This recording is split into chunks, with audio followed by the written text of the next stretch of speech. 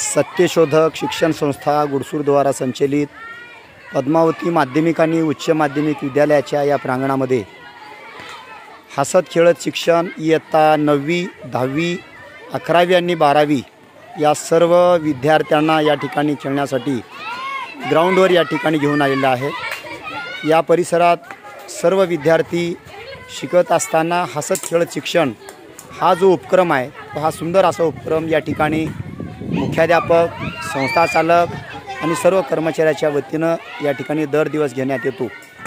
तास संपल्यानंतर लेकरं उत्साहित राहावेत, विद्यार्थ्यांमध्ये खेळण्याची आणि अभ्यासाची उत्साह वाढावी यासाठी जाणीवपूर्वक या ठिकाणी हा कार्यक्रम दर दिवस घेण्यात येतो।